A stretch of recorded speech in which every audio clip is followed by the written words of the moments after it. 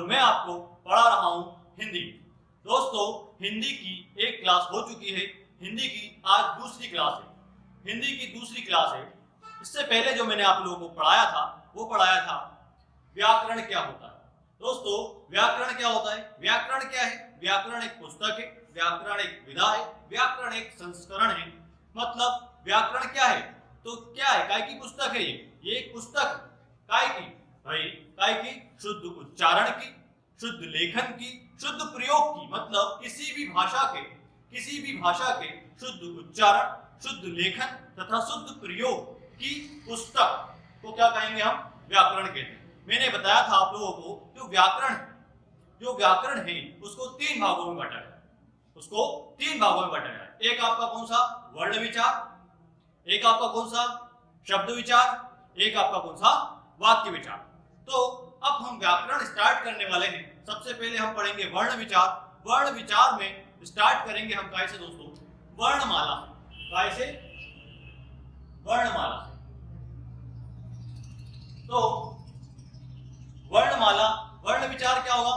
वर्णों का शुद्ध उच्चारण, वर्णों का शुद्ध प्रयोग, वर्णों का शुद्ध लेखन, ठीक क्या कहलाएगा? आपका वर्ण विचार कहलाएगा। उसके अंतर्गत हम पढ़ने वाले हैं सबसे पहले वर्णमाला। अब वर्णमाला क्या होती है? वर्णमाला क्या होती है? हमको माला पता है क्या होती है?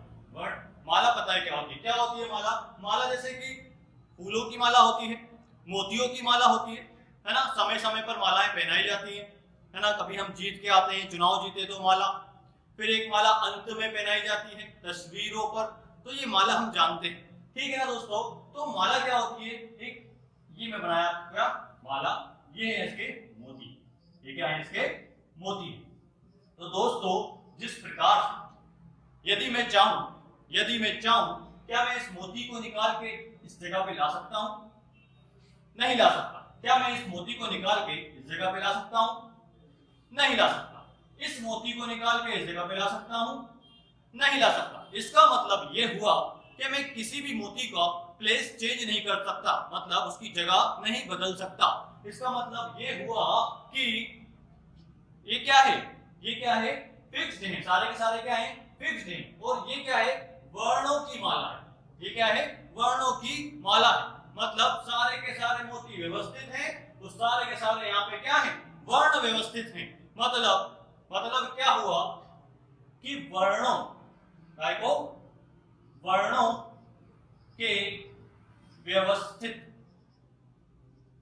के व्यवस्थित क्रम को क्या कहते हैं? वर्णमाला कहते हैं। वर्णों के व्यवस्थित क्रम को क्या कहते हैं? वर्णमाला कहते हैं।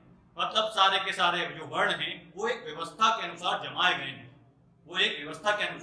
जमाए गए हैं। हम इनके बारे में पढ़ने वाले हैं। ये व्यवस्था है क्या, हम इसको डिटेल में पढ़ेंगे, ठीक है?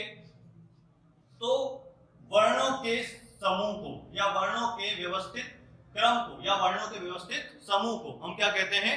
वर्णमाला कहते हैं। अच्छा, तो वर्ण क्या होते हैं? वर्ण क्या होते हैं? वर्ण की बात करें यदि हम वर्ण क्या होते हैं? देखिए दोस्तों, एक चित्र बनाना चाहता हूं मैं। ये है आपके कौन? Donald Trump. कई बार पढ़ाया मैंने, तो ये डोनाल्ड ट्रंप कहलाया जाता है, ठीक है? ये क्या है आपके हो? ये डोनाल्ड ट्रंप जी के फेफड़े। ये क्या है? उनके फेफड़े। क्या करते हैं हम सांस अंदर लेते हैं तो हवा अंदर जाती है, सांस बाहर छोड़ते हैं तो हवा बाहर आती है। मतलब हेल का है, हवा का है, वायु का है। मतलब हमने क्या करा? सांस अंदर ली, कहां गई? फेफड़ों तक गई, फिर फेफड़ों से बाहर निकली, फिर बाहर आई। मतलब कौन सी हवा? O2, मतलब ऑक्सीजन और CO2। ये तो हुई थोड़ी सी साइंस की बात। देखो दोस्तों, यदि मैं सांस अंदर लेता हूं या हवा अंदर लेता हूं और बाहर छोड़ता हूं, कोई आवाज आई क्या? नहीं आई।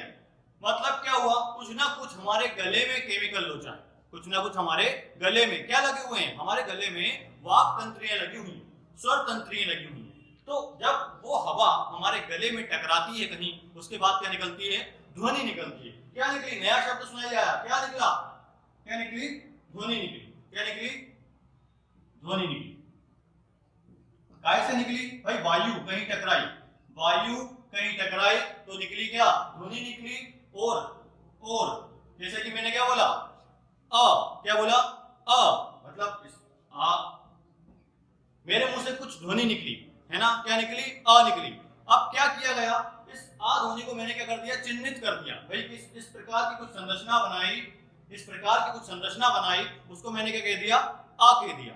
जैसे मेरे मुख से क्या निकला, क्या निकला, निकला। जैसे कि मेरे मुंह से निकला, मैंने कुछ इस प्रकार से एक संरचना बनाई, इस प्रकार से एक संरचना बनाई, उसको क्या कर दिया हमने, कह दिया। तो क्या समझ में आया भाई हमें कि जो ध्वनि है, जो हमारे मुख से ध्वनि निकल रही है, उसके चिन्ह, उसके सिंबल भी क्या कहलाएंगे, वर्ण कहलाएंगे। जो ध्वनि होगी उसके चिन्हों को क्या कहेंगे, हम क्या कहेंगे, वर्ण कहेंगे। अच्छा, क्वेश्चन जो पूछा जाता है मैं आपको बताता हूं। क्या क्वेश्चन पूछा जाएगा भाई, जो भाषा की सबसे छोटी कौन सी, भाषा की सबसे छोटी लिखित इकाई की बात करें, कौन सी लिखित इकाई, तो कौन सी हो गई, वर्ण। कौन सी हो गई, वर्ण हो गई। भाषा की सबसे छोटी लिखित इकाई वर्ण हो गई। ठीक है दोस्तों, हम आगे बढ़ते हैं। वर्ण हो गया, वर्ण समझ में आ गया हमको। वर्ण क्या होता है, ध्वनि के चिन्हों को ही क्या कहते हैं, वर्ण कहते हैं। ध्वनि के ही चिन्हों को क्या कहते हैं, वर्ण कहते हैं। अच्छा, वर्ण के आगे बढ़ते हैं हम। देखिएगा, वर्ण जो होते हैं, वर्ण किससे मिलकर बनेंगे, आपके वर्ण बनेंगे कैसे, शब्द से मिलकर बनेंगे। कैसे बनेंगे, सॉरी, शब्द कैसे मिलकर बनेगा, वर्ण से मिलकर बनेगा। शब्द कैसे मिलकर बनेगा, वर्ण से मिलकर बनेगा। इस शब्द को ही क्या कहते हैं, हम शब्द को ही पद कहते हैं। शब्द को ही क्या कहते हैं, एक और नाम पद कहते हैं। और आगे बढ़ते हैं, शब्दों से मिलके, मतलब शब्दों के ही समूह को क्या कहेंगे, हम उपवाक्य कहेंगे। क्या कहेंगे, उपवाक्य कहते हैं। और उपवाक्य से मिलके क्या बनेगा, आपका वाक्य बनेगा। क्या बनेगा, आपका वाक्य बनेगा। उपवाक्य से मिलके वाक्य बनेगा। अच्छा, एक चीज छूट गई, सॉरी, पद से मिलके बनेगा पदबंध, पदबंध से मिलके बनेगा उपवाक्य, और उपवाक्य से मिलके बनेगा आपका वाक्य। ये हुआ क्रम।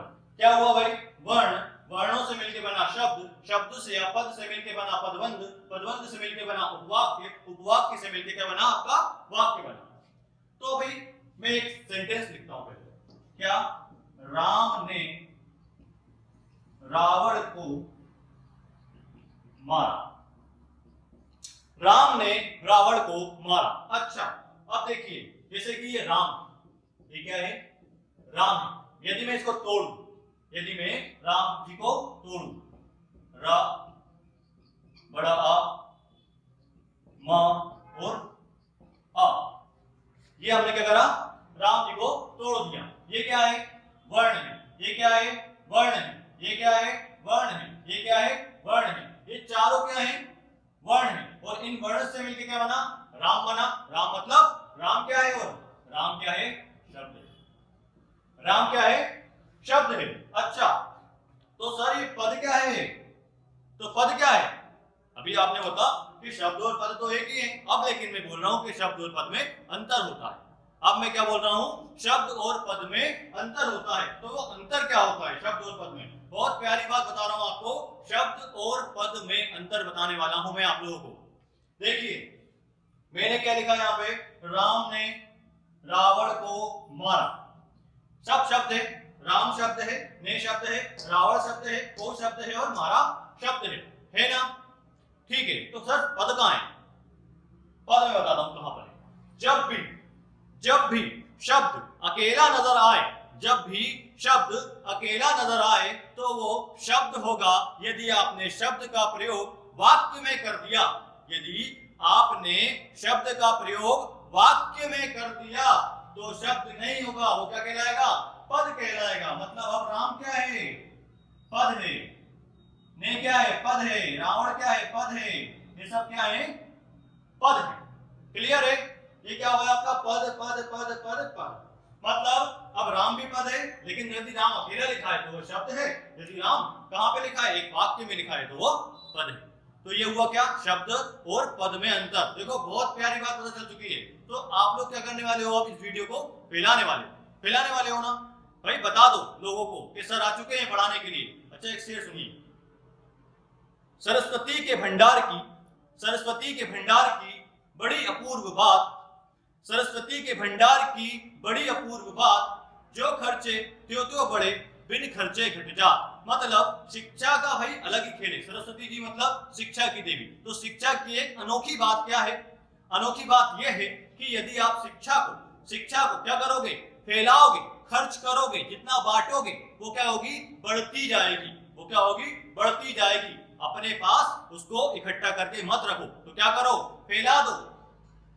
हम आपके ऑनलाइन प्लेटफॉर्म पे आ चुके हैं, बता दो सबको, ठीक है। आगे बढ़ते हैं। राम ने रावण को मारा, पद समझ में आ गया है, शब्द समझ में आ गया है। सर ये पदबंध क्या होता है, सर ये पदबंध क्या होता है? देखो बच्चों, मैं आप लोगों से इस सब के बारे में बहुत ही डिटेल में चर्चा करूंगा, बहुत ही विस्तृत चर्चा करूंगा आगे चल के। लेकिन मैं अभी वर्णमाला पढ़ा रहा हूं, तो वर्ण आया, शब्द आया, मैं सब बता देता हूं एक बार आपको। तो क्या बताया मैंने आपको, राम ने रावण को मारा, ये क्लियर है, ठीक है। आगे बढ़ते हैं, देखिएगा मैं एक और सेंटेंस लिख रहा हूं। क्या लिख रहा हूं मैं, एक और सेंटेंस लिख रहा हूं, यहीं पे लिख देता हूं। चलिए, दशरथ पुत्र राम ने रावण को मारा। दशरथ पुत्र राम ने रावण को मारा। अब देखिएगा दोस्तों, पदबंध अपन पढ़ेंगे बाद में, जब पदबंध भी कई प्रकार के होते हैं, संज्ञा पदबंध अलग होता है, सर्वनाम पदबंध अलग होता है, तो हम पढ़ेंगे उसको। तो क्या होता है, मैंने क्या लिखा, दशरथ पुत्र राम। क्या बोला मैंने, दशरथ पुत्र राम। दशरथ पुत्र राम मतलब क्या, भाई राम ही ना। दशरथ पुत्र राम मतलब राम, सीतापति राम मतलब राम, है ना, सब क्या है, राम। लक्ष्मण के भाई राम मतलब भी राम। मतलब मैं कहीं ना कहीं किसकी बात कर रहा हूं, राम की। मतलब राम क्या है, संज्ञा। तो ये क्या हुआ आपका, देखिए, लेकिन क्या है ये पूरा का पूरा, ये क्या है, पूरा का पूरा पदबंध है। ये पद है, ये भी पद है, और ये भी पद है, लेकिन ये क्या हुआ है, पूरी तरह से बंध चुका है। और इसका अर्थ क्या निकल रहा है, इसका अर्थ निकल रहा है राम। इसका अर्थ क्या निकल रहा है, राम। तो अब ये क्या बन गया आपका, पदबंध बन गया, पदबंध बन गया, ठीक है। ये हो गया आपका पदबंध। क्लियर है ना। आगे बढ़ते हैं, तो पदबंध के बाद आता है उपवाक्य। क्या आता है, उपवाक्य। उपवाक्य क्या होता है सर, उपवाक्य क्या होता है? अच्छा, उपवाक्य क्या होता है, जिस भी वाक्य में दो क्रियाएं होंगी, है कहीं कहीं देखने को मिलेगा हमें, कहां पे, जिस भी वाक्य में दो क्रियाएं देखने को मिल जाए, वहां पे आपको उपवाक्य देखने को मिलेगा। जहां भी आपको दो क्रियाएं देखने को मिले, वहां पे आपको उपवाक्य देखने को मिलेगा। जैसे कि मैंने आपसे कहा कल होमवर्क करके लाना, या गृह कार्य करके लाना। मैंने आपसे कहा कल गृह कार्य करके लाना। तो देखिए, एक तो हो गया कहना, एक हो गया लाना। तो दो हो गए, एक हो गया कहना, एक हो गया लाना। दो आपको क्रियाएं नजर आ रही है, दो क्रियाएं नजर आ रही हैं। तो यहाँ पे क्या है, एक पूरा वाक्य हो गया, लेकिन उसमें क्या है, दो वाक्य। तो ये हो गया वाक्य। और वाक्य आप लोग जानते हैं, वाक्य क्या होता है। जैसे कि ये पूरा वाक्य लिखा है, दशरथ पुत्र राम ने रावण को मारा, ये पूरा वाक्य होता है। और कई वाक्य मिला दें तो क्या, काय का निर्माण हो जाएगा, एक भाषा का निर्माण हो जाता है। काय का निर्माण हो जाता है, एक भाषा का निर्माण हो जाता है। तो ये तो रही काय की बात, ये रही काय की बात। मैंने आपको वर्ण से लेके वाक्य तक के बारे में एक छोटा सा ब्रीफिंग दे दी है आप लोगों को। आगे अपन इसको डिटेल में चर्चा करेंगे, बहुत ही विस्तृत चर्चा करेंगे। मैं आगे बढ़ता हूं। अभी हम आते हैं कहां पे, वापस से वर्णमाला पर। कहां पे आते हैं वापस से, वर्णमाला पर। देखिएगा, पहले मैं आता हूं कहां पे, वर्ण पे। वर्ण क्या होती है, भाषा की सबसे छोटी लिखित इकाई। वर्ण क्या होती है, भाषा की सबसे छोटी लिखित इकाई। वर्ण क्या है, भाषा की सबसे छोटी लिखित इकाई। वर्ण कितने प्रकार के होते हैं, कई बार एग्जाम में पूछा गया क्वेश्चन क्या है भाई, वर्ण कितने प्रकार के होते हैं। वर्ण कितने प्रकार के होते हैं, तो वर्ण दो प्रकार के होते हैं। अपन को आंसर क्या लगाना है, वर्ण दो प्रकार के होते हैं। कौन कौन से होते हैं सर, कौन कौन से होते हैं? एक होता है आपका कौन सा, स्वर। एक क्या होता है, स्वर। एक क्या होता है, व्यंजन।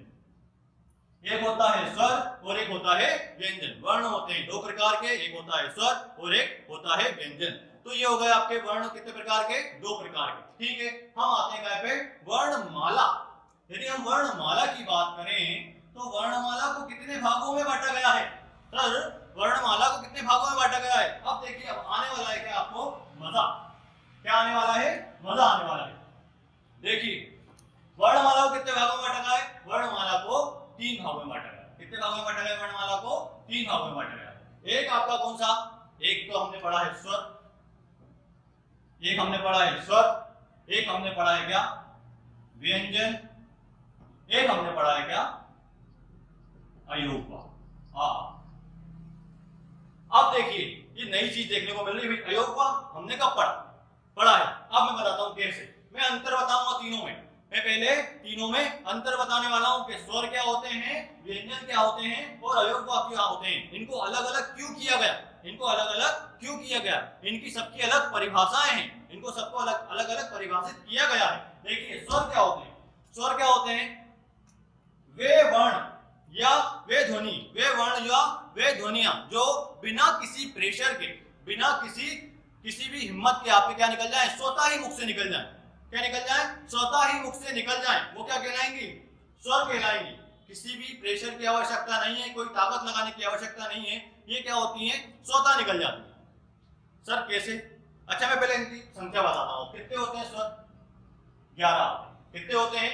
11 होते हैं। कौन कौन से होते हैं सर स्वर? चलिए 11 स्वरों की संख्या कितनी है? चलिए आ,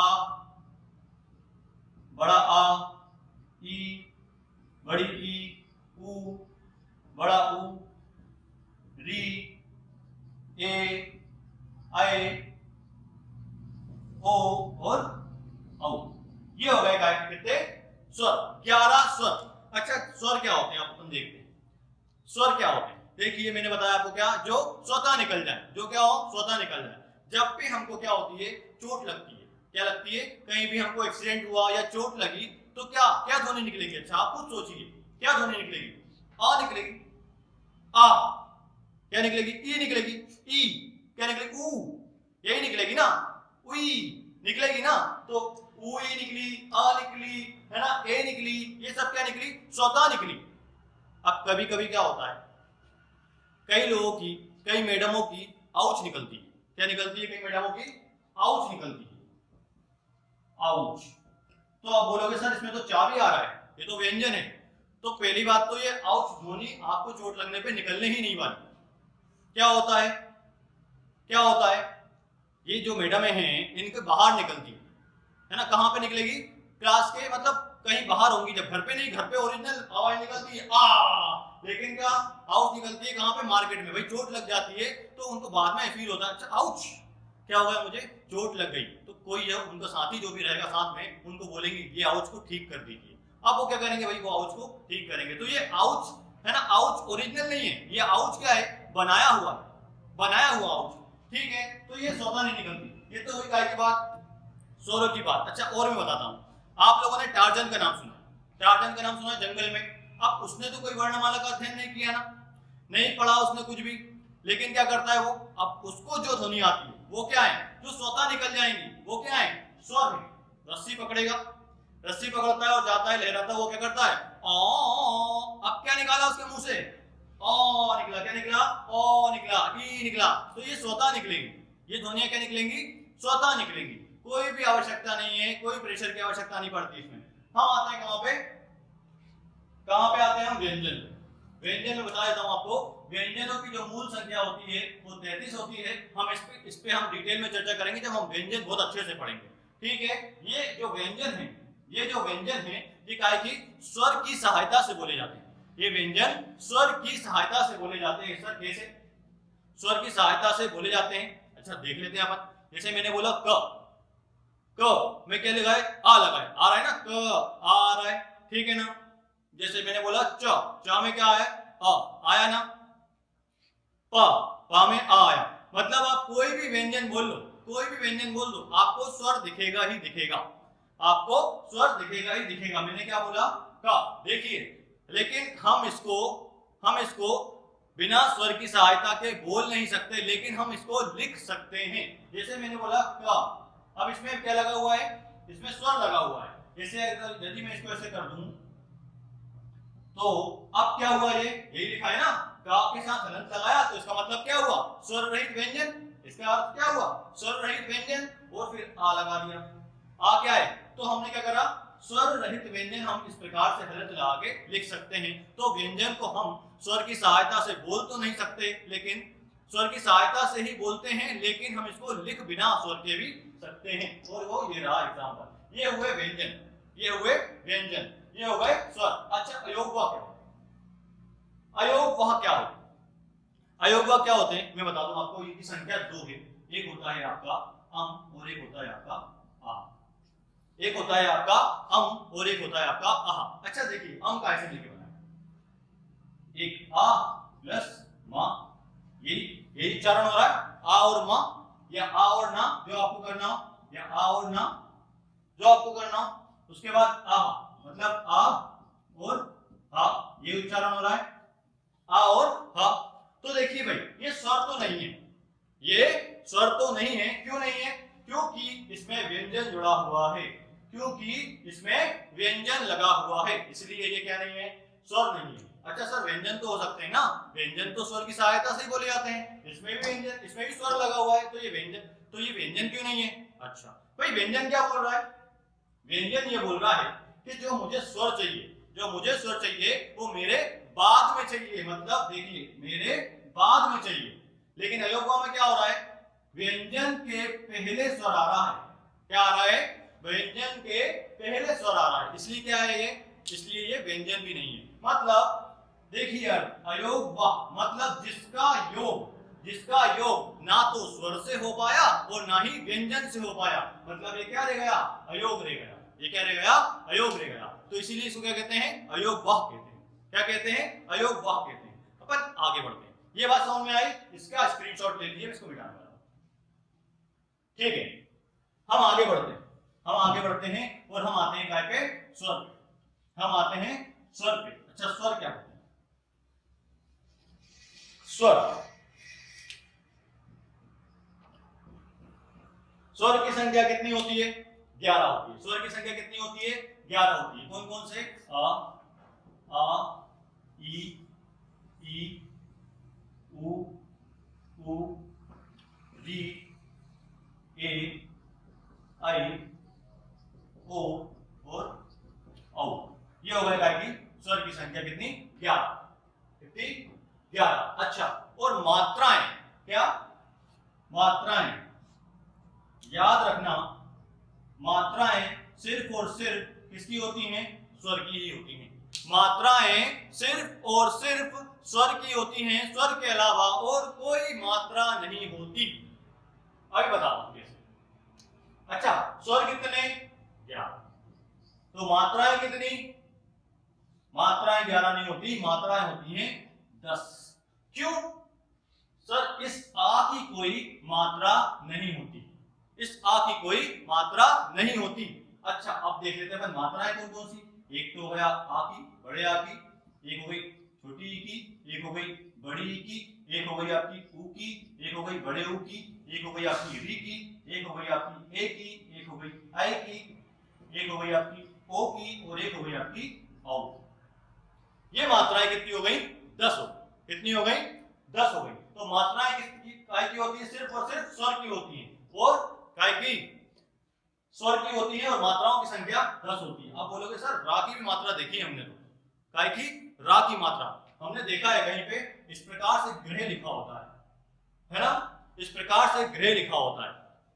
अच्छा, तो एक ये भी लिखा होता है। अच्छा, अब इन दोनों में अंतर क्या होता है सर, ये तो क्या बता दिया आपने, ये क्या बता दिया, ये तो ग्रह है और ये ग्रह, क्या अर्थ इनका उच्चारण एक ही है, क्या इनका उच्चारण, पहले अपन उच्चारण पे बात करेंगे, फिर अपन अर्थ पे बात करेंगे। उच्चारण क्या इन दोनों का एक ही है, नहीं है भाई। इसका उच्चारण क्या है, इसका उच्चारण है ग्रह, इसका उच्चारण क्या है, ग्रह।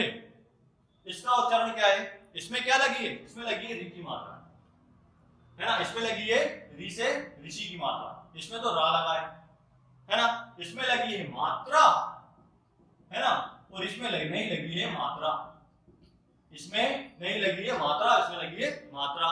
तो देखिए इसका उच्चारण क्या हुआ? गृही। इसका क्या हुआ? गृही। गृही, क्योंकि री की मात्रा है इसलिए इसका उच्चारण गृही, इसका उच्चारण गृह। अंतर क्या है दोनों में? एक ग्रह कौन सा सर? वो प्लैनेट वाला। ये वाला ग्रह कौन सा? वो प्लैनेट है ना। बुध, शुक्र, पृथ्वी, मंगल, बृहस्पति, शनि, अरुण, वरुण, ये पूरा क्रम होता है इसका ग्रह का। और होते हैं गृह। गृह क्या मतलब? गृह मतलब घर, गृह कार्य होता है ना, गृहिणी होता है। तो ये सब क्या हुआ है आपका? गृह और गृह में अंतर, री की मात्रा है ना। इसमें रा है, अपन रा पे अच्छे से चर्चा करेंगे बाद में, तो अभी इसको अपन यहीं पे छोड़ देते हैं। आगे बढ़ते हैं, आगे बढ़ते हैं। हम स्वर की बात कर रहे थे, हम काय की बात कर रहे थे? स्वर की बात कर रहे हैं। चलिए हम देखेंगे, हमने स्वर सर 11 कहीं पे हमको मिले हैं, 11 13 मिलते हैं, कहीं पे हमको 10 मिलते हैं। सर ये कैसे होते हैं? ये स्वर कैसे होते हैं? चलिए मैं बताता हूं कैसे। तो हम क्या करने वाले हैं? स्वर की संख्या पे बात करने वाले हैं, स्वरों की संख्या पे बात करने वाले हैं। स्वरों की संख्या कितनी होती है? तो स्वरों की संख्या, यदि मैं स्वरों की संख्या की बात करूं, स्वरों की संख्या की बात करूं, संख्या और प्रकार में अंतर होता है।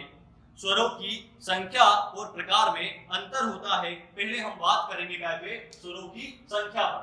तो सबसे पहले मैं बात करूं कि उच्चारण के आधार पर, काय के आधार पर? उच्चारण के आधार पर स्वरों की संख्या। उच्चारण के आधार पर स्वरों की संख्या कितनी होती है सर? सर होती है 10। कितनी होती है? 10। तो 10 कौन कौन से? सबसे पहले हम उच्चारण सीखते हैं। सबसे पहले हम उच्चारण जो स्वतः निकल जाए वो स्वर है। कौन कौन से हैं देख लेते हैं, कौन कौन से हैं। एक है आपका कौन सा? आ, ई, उ, ऊ, ए, आई, ओ और औ। ये हो गए आपके 10। काय के आधार पर? उच्चारण के आधार पर स्वरों की संख्या हो गई 10। आगे बढ़ते हैं, आगे बढ़ते हैं। काय के आधार पर आ जाओ? लेखन के आधार पर। काय के आधार पर? लेखन के आधार पर कितने हो गए सर? 11 हो गए। कितने हो गए? 11 हो गए। 10 तो ये हो गए, 10 तो क्या हो गए? ये हो गए। उसके बाद 11वां आपका कौन सा? री, क्योंकि लिखना सीखा है हमने, इसको संस्कृत से लिया गया स्वर है, जो इसको हमने लिखना सीखा है ना। बोलने में अपन को स्वतः नहीं निकलता री, मेहनत करनी पड़ती है। और आगे बढ़ते हैं, लेखन के आधार पर कितने हो गए? 11 हो गए। हम और आगे बढ़ते हैं तो परंपरा के आधार पर, परंपरा के आधार पर, परंपरा के आधार पर होते हैं कितने? 13। परंपरा मतलब सर हम जो बचपन से पढ़ते आ रहे हैं, तो हम स्कूलों से हमको सिखाया गया है। स्कूलों से क्या सिखाया गया है? स्वर कितने होते हैं? 13 होते हैं। स्वर कितने होते हैं? 13 होते हैं। 10 तो ये हो गए, 10 ये हो गए, एक हो गए 11 और 2 बचे। कौन कौन से? एक हो गया आपका अम और एक हो गया आपका आह। एक हो गया अम और एक हो गया आह। हम आगे बढ़ते हैं सर, 13 होते हैं। हम और आगे बढ़ते हैं। अधिकतम स्वरों की संख्या, अधिकतम स्वरों की संख्या कितनी होती है? कितनी? अधिकतम स्वरों की संख्या होती है 16। आहा, 16 सर कभी नहीं पढ़े जीवन में, 16 कभी नहीं पढ़े जीवन में। सर 16 कैसे हो सकते हैं? इसके अलावा तो हमने स्वर पढ़े ही नहीं है। 13 के बाद तो कोई स्वर होता ही नहीं है। अब क्या मैं बता रहा हूं, 16, 10 ये हो गए, 11 ये हो गया, 12, 13। एक होता है आपका कौन सा? री, मतलब दीर्घ री। क्या होता है ये? दीर्घ री। एक होता है आपका कौन सा? ली। कौन सा? ली। एक होता है आपका दीर्घ ली। कौन सा? दीर्घ ली। ये आपको देखने को नहीं मिलेंगे हिंदी में, ये संस्कृत में यूज होते हैं, संस्कृत में प्रयोग होते हैं। ये तो मैंने अपने ज्ञान के लिए बता दिया। यदि पूछ लिया गया एग्जाम में कि अधिकतम स्वरों की संख्या कितनी होती है, तो हम बताएंगे 16। परंपरा के आधार पर स्वरों की संख्या कितनी होती है? तो वो होती है 13। लेखन के आधार पर कितनी होती है? तो वो होती है 11। उच्चारण के आधार पर होती है कितनी? 10। यदि सिंपल पूछ लिया गया कि भाई स्वरों की संख्या कितनी होती है, तो याद रखिएगा स्वरों की संख्या होती है 11। कितनी होती है? 11। बात समझ में आई? आगे बढ़ते हैं, आगे बढ़ते हैं। तो ये तो हो गई काय की संख्या? स्वरों की संख्या हो। ये तो क्या हो गई? स्वरों की संख्या। आगे देखते हैं हमने देखी क्या? स्वरों की संख्या। स्वरों की संख्या समझ में आ गई है। अब हम पढ़ने वाले हैं क्या? स्वरों के प्रकार। क्या पढ़ने वाले हैं? स्वरों के प्रकार। स्वरों के प्रकार। स्वरों के प्रकार के अंतर्गत हम सबसे पहले पढ़ने वाले हैं किसके आधार पर? किसके आधार पर हम पढ़ने वाले हैं? सबसे पहले कामता प्रसाद गुरु के आधार पर। कामता प्रसाद गुरु के आधार पर। कामता प्रसाद गुरु व्याकरणाचार्य हैं। इन्होंने उनके आधार पर जो स्वरों के प्रकार होंगे वो कितने होते हैं? वो होते हैं कितने? 2 प्रकार के। कितने होते हैं? 2 प्रकार के होते हैं। एक होते हैं आपके कौन से? मूल स्वर। एक कौन से आपके? मूल स्वर। एक आपके कौन से होंगे? संधि स्वर। कौन से? संधि स्वर। एक हो गए मूल स्वर और एक हो गए संधि स्वर। अच्छा, संधि स्वर भी 2 प्रकार के होते हैं। संधि स्वर भी कितने? 2 प्रकार के। कौन कौन से सर? एक होते हैं आपके कौन से? दीर्घ संधि स्वर। कौन से? दीर्घ संधि स्वर। एक होते हैं आपके कौन से? संयुक्त संधि स्वर। एक कौन से? संयुक्त संधि स्वर। कामता प्रसाद गुरु के आधार पे 2 प्रकार के, मूल स्वर और संधि स्वर। संधि स्वर भी कितने प्रकार के? 2 प्रकार के, दीर्घ संधि स्वर और संयुक्त संधि स्वर। देखिए अपन मूल स्वर क्या होते हैं। मूल स्वर क्या होता है भाई? मूल स्थान होता है, मतलब अब इससे पुराना कुछ नहीं हो सकता या इससे छोटा कुछ नहीं हो सकता। तो मूल स्वरों की बात करें जो किसी भी स्वर से नहीं मिलकर बनते हैं, जो स्वयं में पूर्ण होते हैं, तो क्या होते हैं वो? इनकी संख्या कितनी है? इनकी संख्या 4 है। कौन कौन से हैं? एक हो गया आपका अ, एक हो गया ई, एक उ, एक हो गया आपका री। ये हो गई आपकी काय की मूल स्वर की संख्या। काय की संख्या हो गई? मूल स्वर की संख्या। अब संधि स्वर।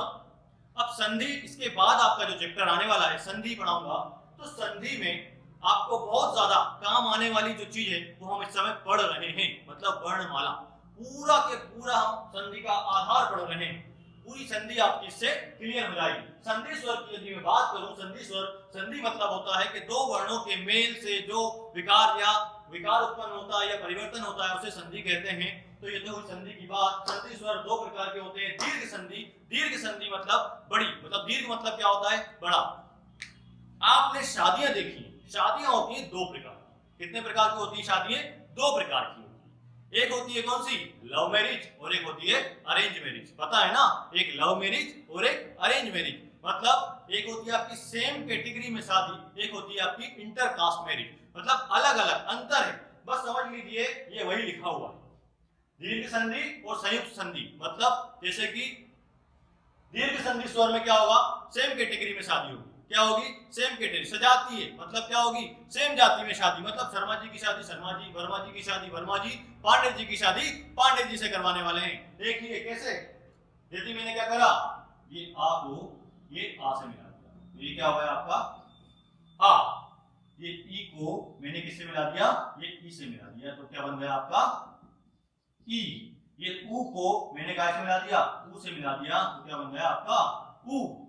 मतलब शर्मा जी से, वर्मा जी से, पांडे जी से मिल चुके हैं। तो संधि कौन कौन सी हो गई है? दीर्घ संधि स्वर बन चुका है। इनकी संख्या कितनी हो गई? 3 हो गई। इनकी संख्या कितनी हो गई? 3 हो गई है। अब आते हैं काय पे? संयुक्त संधि स्वर। संयुक्त मतलब ये क्या होता है? 2। मतलब 2 लोग मिलके क्या हो जाएंगे? संयुक्त हो जाएंगे। मतलब क्या होने वाला है? लव मैरिज होने वाली है। क्या होने वाली है? Love marriage, inter caste marriage होने वाली है। संयुक्त संधि स्वर क्या होंगे? तो अलग अलग प्रकृति के वर्ण मिलने वाले हैं। कैसे? देखिए सब, क्या मिलेगा? अ या आ से क्या मिलेगा आपका? ई या ई। क्या बनेगा? ए बनेगा। क्या बनेगा? ए बनेगा। क्या मिलेगा? आ या आ से क्या मिलेगा आपका? ए मिलेगा, तो क्या बनेगा? आई बनेगा। आ या आ से क्या मिलेगा? ऊ या ऊ मिलेगा, तो क्या बनेगा? ओ बनेगा। और आ या आ से क्या मिलेगा? ओ मिलेगा, तो क्या बनेगा? औ बनेगा। लो भैया, क्या हो चुकी है इस समय? अरेंज मैरिज नहीं, लव मैरिज हो चुकी है। क्या हो चुकी है? Love marriage. मतलब शर्मा जी की वर्मा जी से, पांडे जी की कुशवाहा जी से, इस प्रकार से हमने शादियां भी करवा दी। तो ये क्या हो गई? लव मैरिज हो गई। संयुक्त संधि स्वर की संख्या कितनी हो गई? 4 हो गई। कितनी हो गई? 4 हो गई। ए, आए, ओ, औ। कितनी हो गई? 4 हो चुकी है। ये क्या हो गए आपके कामता प्रसाद गुरु के आधार पर स्वरों के प्रकार हो गए। कितने प्रकार के? 2। अच्छा, स्वरों की संख्या यदि बोले तो कितनी हो गई? देखो 4 और 3 7 और 4 11। इनके आधार पर संख्या कितनी हो गई? 11 हो गई। क्लियर है ना? इसका जल्दी से स्क्रीनशॉट ले लो, आगे बढ़ते हैं।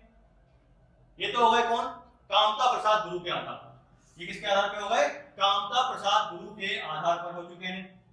आगे बढ़े तो हम देखेंगे काय के उच्चारण अवधि के आधार पर। काय के आधार पर? उच्चारण अवधि के आधार पर। उच्चारण अवधि के आधार पर कितने प्रकार के होते हैं? 3 प्रकार के। कितने प्रकार के होते हैं? 3 प्रकार के होते हैं। एक हो गया कौन सा आपका?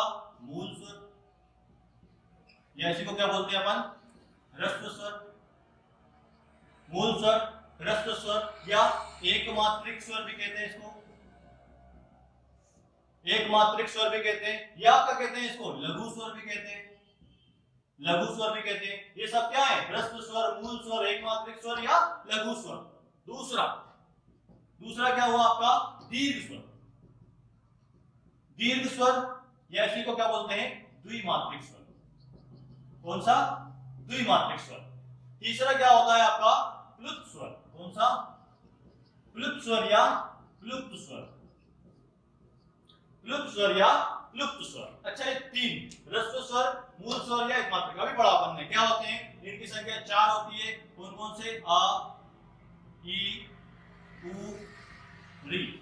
मूल स्वर, ह्रस्व स्वर या एकमात्रिक। जिन स्वरों के उच्चारण करने में एक मात्रा के बराबर समय लगेगा वे एकमात्रिक स्वर, ह्रस्व स्वर, मूल स्वर या लघु स्वर कहलाएंगे।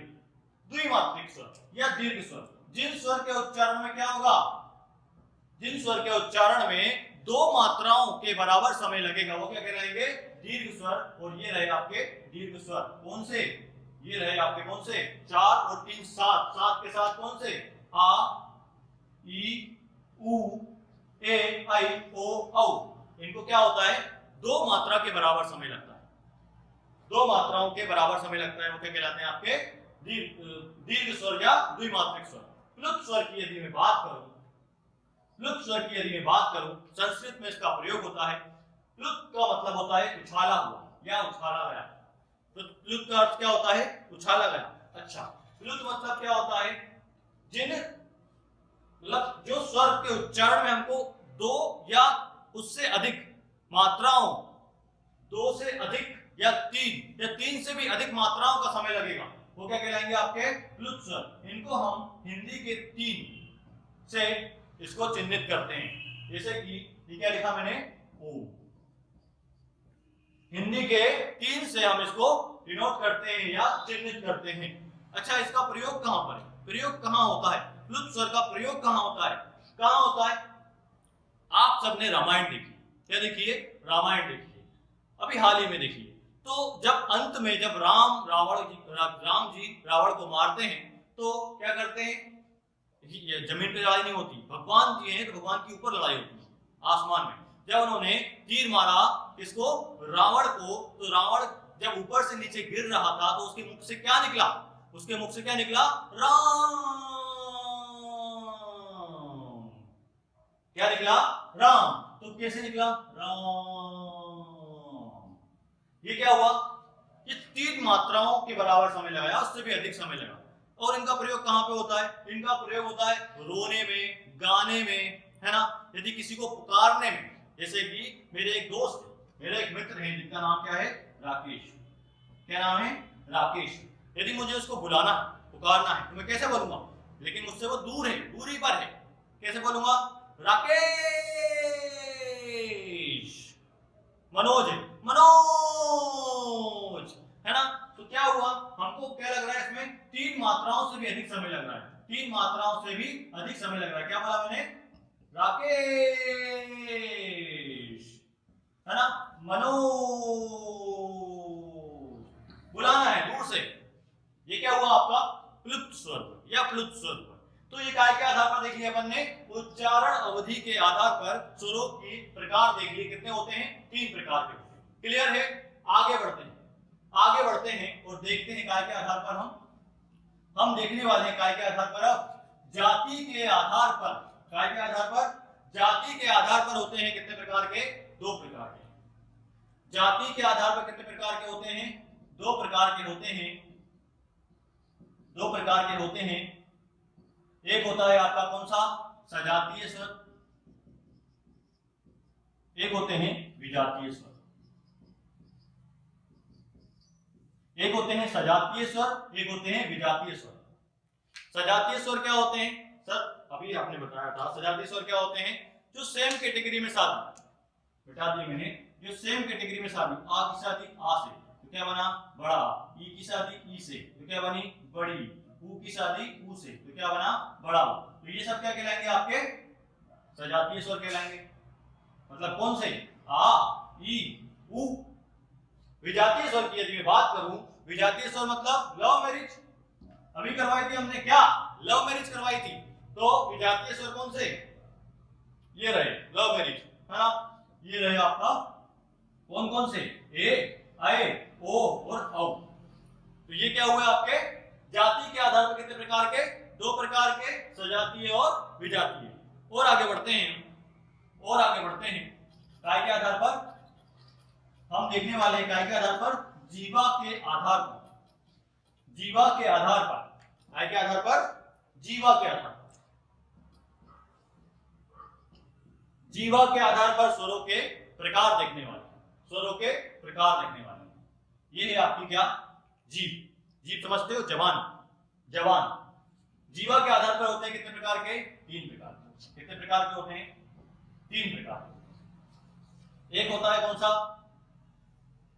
ये है आपका कौन सा, अग्र स्वर, उसके बाद मध्य स्वर, उसके बाद पश्च स्वर, अग्र स्वर, मध्य स्वर और पश्च स्वर। अब क्या होने वाला है, जब हम स्वर का उच्चारण करेंगे, यदि हमारा जो प्रेशर है वो जीभ के आगे वाले भाग पे लगेगा तो वो अग्र स्वर, मध्य वाले भाग पे लगेगा तो वो मध्य स्वर, और पीछे वाले भाग पे लगेगा तो वो पश्च स्वर। हम देख लेते हैं, देखिए फील करना पड़ेगा, क्या करना पड़ेगा, इसको फील करना पड़ेगा कि ये कैसे हो रहा है। देखते हैं, अग्र स्वर की यदि मैं बात करूं तो क्या बोला मैंने, ई, क्या बोला, ई, ई, ऊ, ऊ नहीं, ए, आई,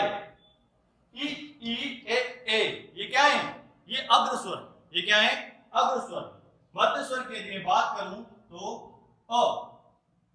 मतलब जीभ के बिल्कुल बीच में प्रेशर पड़ेगा तो वो क्या कहलाएंगे, मध्य स्वर। यदि मैं पश्च स्वर की बात करूं तो एक तो हो गया आपका आ, फिर ऊ,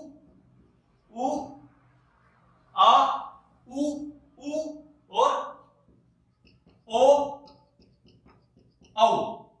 ये सब क्या है आपके जीभ के आधार पर कितने प्रकार के, 3 प्रकार के। एक हो गया पश्च स्वर, एक हो गया मध्य स्वर, एक हो गया अग्र स्वर।